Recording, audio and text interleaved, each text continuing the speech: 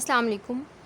आज हम बात करने जा रहे हैं सेकेंड ईयर का जो टॉपिक है हाइब्रिडाइजेशन का, उसके बारे में हम डिटेल में देखेंगे। हाइब्रिडाइजेशन की ज़रूरत क्यों पड़ी, हाइब्रिडाइजेशन का कॉन्सेप्ट एक्चुअल में होता क्या है, और उसके अलावा हम ये भी देखेंगे कि हाइब्रिडाइजेशन की कितनी टाइप्स होती हैं और हर टाइप को हम डिटेल में विद एग्जांपल जो है वो डिस्कस करेंगे। ठीक है, तो आज हम डिस्कस करेंगे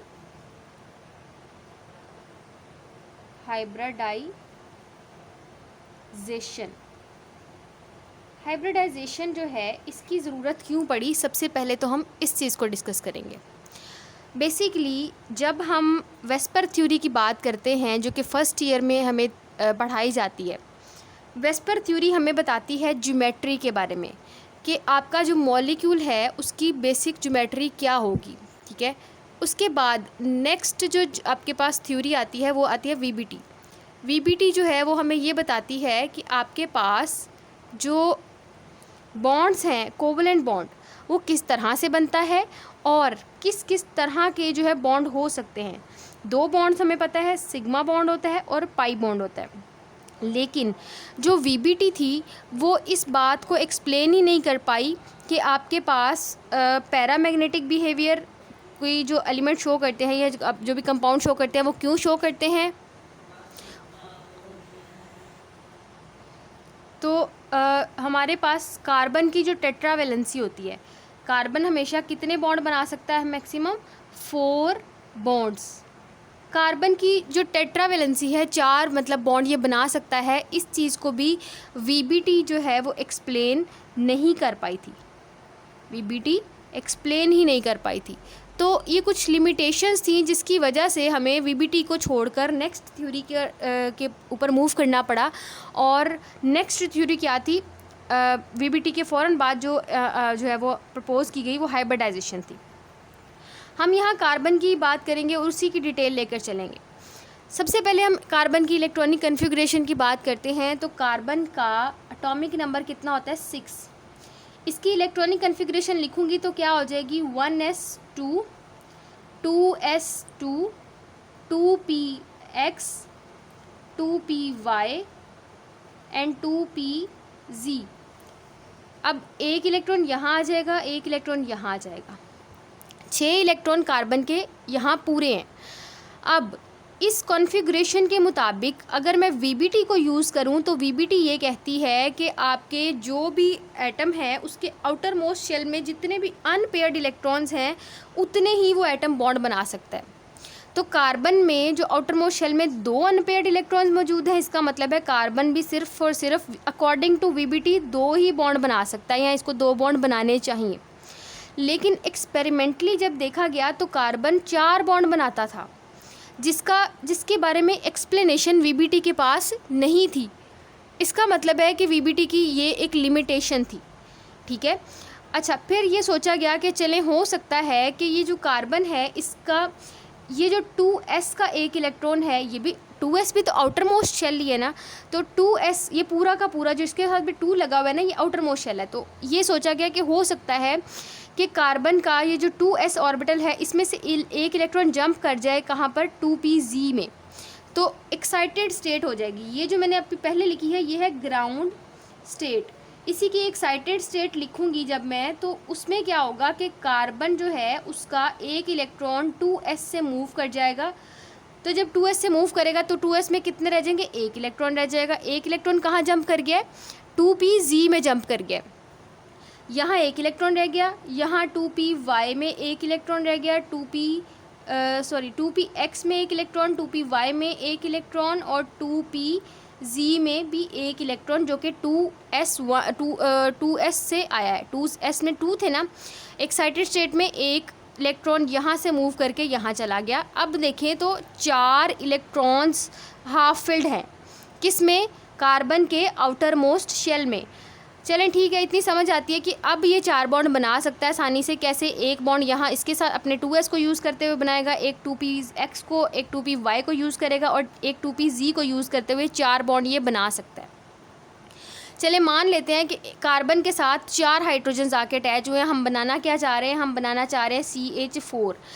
ठीक है। अब CH4 में 4 हाइड्रोजन एक कार्बन के साथ अटैच होने हैं ना, तो इसका मतलब है कि मैं यहाँ पर 4 हाइड्रोजन, एक हाइड्रोजन मैं यहाँ लगा देती हूँ, एक हाइड्रोजन मैं यहाँ लगा देती हूँ, एक हाइड्रोजन मैं यहाँ लगा देती हूँ, कि मतलब एक हाइड्रोजन बॉन्ड इस कार्बन के 2s के साथ बना रहा है, एक 2px के साथ हाइड्रोजन बॉन्ड बना रहा है, और एक हाइड्रोजन जो है वो आपके पास 2py के साथ बना रहा है, और एक हाइड्रोजन 2pz के साथ बॉन्ड बनाएगा। तो ये 4 हाइड्रोजन 4 जो है ना वो आपके कार्बन के ऑर्बिटल्स के साथ अटैच हो गए। इतनी बात तो समझ आ जाती है, लेकिन जब एक्सपेरिमेंटली इस चीज़ को देखा गया ना कि कार्बन की हाइड्रोजन्स के साथ बॉन्ड लेंथ कितनी कितनी है, तो आनी यहाँ पर यूँ चाहिए थी कि कार्बन की 3 बॉन्ड लेंथ तो बराबर आती और एक बॉन्ड लेंथ छोटी आती। एक बॉन्ड लेंथ थोड़ी सी छोटी आनी चाहिए थी और बाकी की जो 3 है वो बड़ी आनी चाहिए थी। क्यों? इसकी रीज़न ज़रा देखें, गौर करें। यहाँ पर आपके पास कार्बन का एक ऑर्बिटल 2s है जो कि हाइड्रोजन के s के साथ बॉन्ड बना रहा है। कार्बन का जो दूसरा ऑर्बिटल है 2px वो हाइड्रोजन के स्फेरिकल ऑर्बिटल मतलब s ऑर्बिटल के साथ बॉन्ड बना रहा है। इसका 2py भी इसके स्फेरिकल मतलब के s ऑर्बिटल के साथ बॉन्ड बना रहा है, और इसका 2pz भी डम्बल शेप का है और वो भी हाइड्रोजन के 1s के साथ बॉन्ड बना रहा है। मुझे बताइए कि जो बॉन्ड यहाँ पर इसके जो है वो हाइड्रोजन के बनेंगे कार्बन के 2p ऑर्बिटल्स के साथ, उनकी बॉन्ड लेंथ लंबी नहीं होगी। इसका जो 2s के साथ हाइड्रोजन का 1s अटैच होगा तो इनकी आपस में, दोनों स्फेरिकल है, तो इनकी आपस में जो लेंथ है वो छोटी होगी। बाकी की जो 3 हाइड्रोजन और कार्बन की जो बॉन्ड लेंथ है वो बड़ी होंगी। तो लेकिन ये तो हमने अपने से अंदाज़ा लगाया ना, लेकिन जब इस चीज़ को भी एक्सपेरिमेंटली देखा गया तो क्या मिला हमें कि ये जो कार्बन की चारों हाइड्रोजन के साथ बॉन्ड लेंथ थी ना वो बराबर थी। हालांकि होना ऐसे नहीं चाहिए था, होना ये चाहिए था कि कार्बन अपने जिस 2s ऑर्बिटल को यूज़ कर रहा है उस ऑर्बिटल की उस बॉन्ड की जो लेंथ है वो कम होनी चाहिए थी, लेकिन वो बराबर आ रही थी। तो हमें फिर इस चीज़ को भी एक्सप्लेन करना था कि इसकी आखिर वजह क्या है। कि एक तो हम जो है वो बॉन्ड बना रहे हैं 4, वो तो हमने पूरे कर दिए, हमने 2s से इलेक्ट्रॉन लेकर यहाँ पर मूव करवा दिया, लेकिन हमने जब बॉन्ड लेंथ की बात की तो बॉन्ड लेंथ अनइक्वल आनी चाहिए थी। एक ऑर्बिटल जो कार्बन का है वो 2s को, कार्बन अपने 2s को यूज़ कर रहा है और हाइड्रोजन अपने 1s को यूज़ कर रहा है। दूसरे में ये 2px को, 2py को, 2pz को इस तरह से यूज़ कर रहा है, लेकिन इस वाले जो ओवरलैपिंग है इसकी बॉन्ड लेंथ कम आनी चाहिए थी जो कि नहीं आ रही थी। तो एक्सपेरिमेंटली प्रूफ ये हुआ कि ये बॉन्ड लेंथ बराबर आती है। अब अगर ये बराबर आती है तो हमें इसकी भी रीज़न बतानी पड़नी थी। तो इसके रीज़न को बताने के लिए हाइब्रिडाइजेशन का कॉन्सेप्ट पेश किया गया और फिर उसमें हमें इसका डिटेल में आंसर मिल जाएगा कि ऐसा क्यों होता है कि जो कार्बन है उसके तमाम हाइड्रोजन के साथ बॉन्ड लेंथ जो है वो बराबर आती हैं। ठीक है, अब हम अपने असल टॉपिक की तरफ मूव करते हैं जो हमारा एक्चुअल टॉपिक है। ठीक है, हाइब्रिडाइजेशन का। हाइब्रिडाइजेशन जो है आपके पास एक फिनोमिना होता है जिसमें कि आपके पास orbitals mix together to form a new set of orbitals which have same energy and shape। हर चीज़ बराबर। अब ज़रा इस डेफिनेशन को समझते हैं। हाइब्रिडाइजेशन के कॉन्सेप्ट में क्या होता है कि कार्बन ग्राउंड स्टेट से उठकर एक्साइटेड स्टेट में आई। एक्साइटेड स्टेट में क्या होगा, एक्साइटेड स्टेट में जाने के बाद ये जो कार्बन के जितने भी हाफ फिल्ड ऑर्बिटल्स हैं ना, मैं दोबारा एक्साइटेड स्टेट को यहाँ पर ड्रॉ कर लेती हूँ ताकि आपको थोड़ी सी भी कन्फ्यूजन ना रहे। मैं सिर्फ एक्साइटेड स्टेट को ड्रॉ करूँगी। 1s2, 2s1, 2px1, 2pz1, sorry 2py1 और 2pz1, ये मैंने ड्रॉ कर लिए। ठीक है, अब इसमें अगर गौर करें आप तो ये जो आउटर मोस्ट शेल के जो हाफ फिल्ड ऑर्बिटल्स हैं ये आपस में करेंगे ओवरलैप। हाइब्रिडाइजेशन का मतलब है कि एक हाइब्रिड बनाना, एक मिक्सचर बनाना। तो इस हाइब्रिडाइजेशन के प्रोसेस में जो कार्बन के ऑर्बिटल्स हैं वो इंटरमिक्स होंगे, इंटरमिक्स होने के बाद एक नए सेट ऑफ ऑर्बिटल्स देंगे जिनको हम क्या कहेंगे, जिनको हम हाइब्रिडाइज्ड ऑर्बिटल कहेंगे। अब देखें यहाँ पर इस वाले केस में 2s 2px 2py और 2pz मिलेंगे। तमाम जब मिलेंगे तो आपके पास हाइब्रिडाइज्ड चार ऑर्बिटल मिले हैं ना, तो चार ही नए ऑर्बिटल्स बनेंगे और वो चारों के चारों sp3 हाइब्रिडाइज्ड होंगे। अच्छा, हमारे पास क्या होगा कि जितने अनपेयर्ड इलेक्ट्रॉन्स वाले ऑर्बिटल्स हैं वो आपस में मिलेंगे, मिलने के बाद नए सेट ऑफ ऑर्बिटल्स देंगे। या आप सिंपली ये कह लें कि आपके पास जितने ऑर्बिटल्स मिलेंगे, हाइब्रिडाइजेशन एक ऐसा फिनोमिना होता है कि जिसमें कुछ ऑर्बिटल्स मिलते हैं और एक नए न्यू सेट ऑफ ऑर्बिटल्स बना देते हैं और उन न्यू सेट ऑफ ऑर्बिटल्स की एनर्जी, उनकी शेप, उनकी हर चीज़ सेम होती है। तो देखें, जब ये सारे के सारे मिलने के बाद इन सब की एनर्जी, शेप, साइज़ सब सेम हो गया, तो फिर 2s तो ना रहा, 2px तो ना रहा, 2py ना रहा, 2pz ना रहा।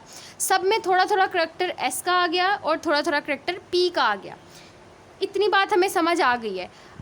इसके अलावा अगर आपको यहाँ तक कोई भी मसला है, कोई भी थोड़ा सा भी आपको कोई ऐसा पॉइंट है जो आपको क्लिक नहीं किया, वो आप मुझे कमेंट में पूछ सकते हैं, तो मैं वहाँ पर ज़रूर क्लियर कर दूँगी, ठीक है। अच्छा, अब हम मूव करते हैं। हमें ये समझ आ गई कि हाइब्रिडाइजेशन जो है ये हम यूज़ क्यों करते हैं, मतलब क्या रीज़न थी कि हमें वीबीटी से जंप करना पड़ा हाइब्रिडाइजेशन के कॉन्सेप्ट पे। उसकी रीज़न हमने यहाँ पर एक्सप्लेन की है। उसके बाद हमने ये देखा कि हाइब्रिडाइजेशन क्या होती है। तो हाइब्रिडाइजेशन आपके पास एक ऐसा फिनोमिना है कि जिसमें कुछ ऑर्बिटल्स इंटरमिक्स होते हैं और न्यू सेट ऑफ ऑर्बिटल्स बनते हैं जिनकी एनर्जी, शेप, साइज़, हर चीज़ सिमिलर होती है, इक्वल होती है, ठीक है।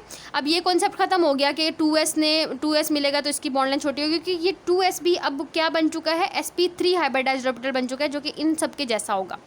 अब हम बात करते हैं डिटेल में sp3 हाइब्रिडाइजेशन, sp3 हाइब्रिडाइजेशन, इसकी हम डिटेल में बात करते हैं। यहाँ पर ये जो मैंने ऊपर कॉन्फ़िगरेशन लिखी है ना, एक्साइटेड स्टेट वाली, ये जब हाइब्रिडाइज्ड, ये सारे के सारे 2px 2py 2pz और 2s, ये सारे ऑर्बिटल्स मिलेंगे, न्यू सेट ऑफ ऑर्बिटल्स बनेंगे और इन न्यू सेट ऑफ ऑर्बिटल्स की एनर्जी क्या होगी, बिल्कुल सिमिलर होगी। मैं इसको हाइब्रिडाइज्ड स्टेट में लिखना चाहती हूँ। कैसे लिखेंगे हम, 1s ये देखिए, यहाँ पर आपके पास 1s2 है, ये 2 हाइब्रिडाइजेशन हो गई है। हाइब्रिडाइजेशन होने के बाद ये क्या बन गया, sp3, और ये भी क्या बन गया, sp3। ये देखें, ये जो पहले 2s1 था, अब ये sp3 बन गया। ये 2px था, ये भी sp3 बन गया। ये 2py था, ये भी sp3 बन गया। और ये 2pz था, ये भी sp3 बन गया। अब इलेक्ट्रॉन की फिलिंग कर लेते हैं। इस पहले वाले में तो 2 हैं, इस वाले में कितने, 1, इस वाले में कितने, 1, इसमें कितने, 1, और इसमें कितने, 1। अब ये जो आपके पास ऑर्बिटल्स बने हैं ना, ये भी sp3 है। sp3 क्यों कहा है इसको, sp3 हाइब्रिडाइजेशन में आपके पास एक s मिलता है और उसके अलावा 3 p मिलते हैं, एक s और 3 p। यही हो रहा है ना, यहाँ पे एक s मिला है और 3 p मिले हैं, और एज ए रिज़ल्ट आपके पास न्यू सेट ऑफ ऑर्बिटल्स मिले हैं जो कि 4 हैं। टोटल 4 ऑर्बिटल्स मिले हैं और 4 ही नए ऑर्बिटल्स बने हैं। अब आपके पास ये कॉन्सेप्ट ख़त्म हो गया कि एस की डम्बल शेप है या इसकी एस की जो है वो स्फेरिकल शेप है, इसकी डम्बल है। अब ये सारे एक जैसे बन गए हैं। अब ये जिसके साथ भी बॉन्ड बनाएंगे ना, ये जिसके साथ बॉन्ड बनाएगा, ये बनाएगा, सबकी बॉन्ड लेंथ इक्वल ही आएगी। तो हाइब्रिडाइजेशन के कॉन्सेप्ट ने आकर इस चीज़ को ख़त्म कर दिया कि जी हमारे पास जो बॉन्ड लेंथ सिमिलर नहीं आ रही। हमने इस चीज़ को एक्सप्लेन कर दिया यहाँ पे हाइब्रिडाइजेशन का कॉन्सेप्ट पेश करके, ठीक है। अच्छा, sp3 हाइब्रिडाइजेशन ऐसी हाइब्रिडाइजेशन जिसमें कि एक s और 3 p मिलते हैं और एज ए रिज़ल्ट आपके पास 4 हाइब्रिडाइज्ड ऑर्बिटल्स बनते हैं जिनको हमने sp3 हाइब्रिडाइज्ड ऑर्बिटल्स का नाम दिया है। एक हाइड्रोजन यहाँ आकर लगेगा इस sp3 के साथ, एक हाइड्रोजन यहाँ लगेगा, एक हाइड्रोजन यहाँ लगेगा और एक हाइड्रोजन यहाँ लगेगा। ये हाइड्रोजन अपना इलेक्ट्रॉन लाएगा और यहाँ दे देगा, तो यहाँ पर बॉन्डिंग पेयरिंग हो जाएगी। ये हाइड्रोजन भी अपना इलेक्ट्रॉन लाएगा, यहाँ भी पेयरिंग हो जाएगी। ये हाइड्रोजन अपना इलेक्ट्रॉन लाएगा, यहाँ भी पेयरिंग हो जाएगी। ये हाइड्रोजन अपना इलेक्ट्रॉन लाएगा तो यहाँ भी पेयरिंग इनके साथ हो जाएगी। तो ये आपके पास किसका स्ट्रक्चर है, CH4 का। एक कार्बन और 4 हाइड्रोजन उसके साथ लगे हुए हैं। अब ये तो हमने हाइब्रिडाइजेशन देख ली ना। अब हम यहाँ पर बात करते हैं इसके स्ट्रक्चर की, कि जो हाइब्रिडाइज्ड ऑर्बिटल है ये कार्बन के गिर्द किस तरह से मौजूद होंगे। तो देखें आपके पास सबसे पहले तो मैं ये इनकी ड्रॉ करूँगी ना। एक ऐसे मिलता है, एक ये आपके पास एक ऑर्बिटल, ये दूसरा ऑर्बिटल, ये तीसरा। इसको थोड़ा सा टिल्ट फॉर्म में बनाना था, ठीक है।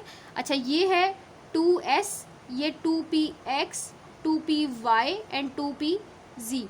ये सारे के सारे चारों मिले हैं, ये चारों मिले हैं, और इनके चारों के मिलने से आपके पास एक न्यू सेट ऑफ ऑर्बिटल बने हैं। कार्बन के गिर्द एक यूं आएगा, एक यूं आएगा, एक यूं आएगा और एक यूं आएगा। ये आपके पास न्यू सेट ऑफ ऑर्बिटल्स बने हैं। ये क्या है, sp3 है, ये क्या है, sp3 है, ये भी है sp3 और ये भी है sp3। इन सब के मिलने से 4 ऑर्बिटल मिले हैं। और मैं दोबारा से रिपीट कर रही हूँ कि जितने ऑर्बिटल्स मिलेंगे हाइब्रिडाइजेशन में उतने ही हाइब्रिड ऑर्बिटल्स बनेंगे। 4 ऑर्बिटल्स मिल रहे हैं तो 4 ही हाइब्रिडाइज्ड ऑर्बिटल कार्बन के गिर्द हमें मिलेंगे, ठीक है। इनकी ना एक छोटी छोटी लोब भी होती है, जैसे इसकी ना छोटी सी इधर को लोब होगी, इसकी भी छोटी सी इधर को लोब होगी, इसकी भी छोटी सी इधर को लोब होगी, लेकिन वो उसको हम इग्नोर कर देते हैं। हम बड़ी बड़ी लोब्स को यहाँ पर लिखते हैं। हाइब्रिडाइजेशन के बाद एक लोब छोटी हो जाती है और एक लोब बड़ी हो जाती है। यहाँ पे देखें ना, इस सूरत में तो इनकी लोब्स बड़ी बड़ी है ना, दोनों। लेकिन यहाँ पर जब हाइब्रिडाइजेशन हो जाएगी तो एक लोब बड़ी हो जाएगी और एक छोटी सी हो जाएगी, जिसको हम यहाँ पर लिख भी लेते हैं और नहीं भी लिखते, ठीक है। तो ये आपके पास किसका स्ट्रक्चर है, CH4 का स्ट्रक्चर है। और ये CH4 जो है ये sp3 हाइब्रिडाइजेशन का जो फिनोमिना है वो शो करते हैं। आपने एक और पॉइंट याद रख लेना है जहन में कि आपके पास sp3 हाइब्रिडाइजेशन जहाँ भी होगी ना, वहाँ पर वो कार्बन मतलब सिंगल बॉन्ड बनाएगा। या आप दूसरी सेंस में इसको उल्टा कर लें कि कार्बन जहाँ भी सिंगल बॉन्ड बना रहा होगा, आपने कहना है कि कार्बन की हाइब्रिडाइजेशन जो है वो sp3 है, ठीक है। आगे मैं बताऊंगी कि जब वो डबल बॉन्ड शो करता है तो कौन सी हाइब्रिडाइजेशन शो करता है, और अगर वो ट्रिपल बॉन्ड बना रहा होता है तो कौन सी हाइब्रिडाइजेशन शो करता है, ठीक है। तो आज हमने सीखा कि हाइब्रिडाइजेशन का कॉन्सेप्ट क्या होता है, उसके अलावा इसको हमने पेश क्यों किया, और उसके अलावा हमने देखा कि sp3 हाइब्रिडाइजेशन जो है वो क्या होती है। आने वाले नेक्स्ट लेक्चर में हम बात करेंगे sp2 हाइब्रिडाइजेशन की और sp हाइब्रिडाइजेशन की। बेसिकली इसकी जो आपके सिलेबस तक महदूद है ना, वो सिर्फ और सिर्फ 3 टाइप्स हैं, sp3, sp और sp2। इनको हम बहुत डिटेल में डिस्कस करेंगे, ठीक है। Thank you.